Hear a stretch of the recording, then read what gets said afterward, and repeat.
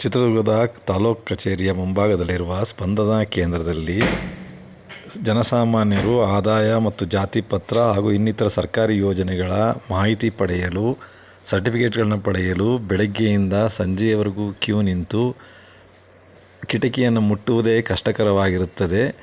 ಅದೇ ಕೆಲಸವನ್ನು ಖಾಸಗಿ ಕಂಪ್ಯೂಟರ್ಗಳ ಮುಂದೆ ಹೋಗಿ ₹100 ಕೊಟ್ಟರೆ ತಕ್ಷಣ ಕೆಲಸವಾಗುವಂತಹ ವ್ಯವಸ್ಥೆ ನಿರ್ಮಾಣವಾಗಿದೆ. ಜನಸಾಮಾನ್ಯರಿಗೆ ಸರಳವಾಗಿ, ಸುಲಭವಾಗಿ ಸರ್ಕಾರಿ ದಾಖಲೆಗಳು ಮತ್ತು ಅವರಿಗೆ ಬೇಕಾದಂಥ ದಾಖಲೆಗಳು ದೊರಕುವಂಥ ವ್ಯವಸ್ಥೆ ಮಾಡಿಕೊಡಬೇಕಾದ್ದು ಅವಶ್ಯಕತೆಯಾಗಿದೆ. ಇಲ್ಲದಿದ್ದರೆ ಎಲ್ಲವನ್ನೂ ಸಹ ಖಾಸಗಿ ಕಂಪ್ಯೂಟರ್ ಸೆಂಟರ್ಗಳ ಮುಂದೆ ಹೋಗಿ ₹100ರಿಂದ ₹500 ಬಡವರು ಖರ್ಚು ಮಾಡಿ ದಾಖಲೆಗಳನ್ನು ಪಡೆಯುವ ಪರಿಸ್ಥಿತಿ ನಿರ್ಮಾಣವಾಗಿದೆ.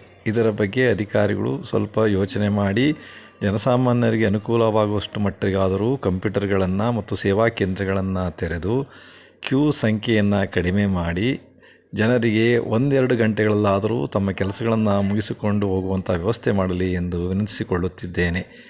ಎಲ್ಲರಿಗೂ ಧನ್ಯವಾದಗಳು.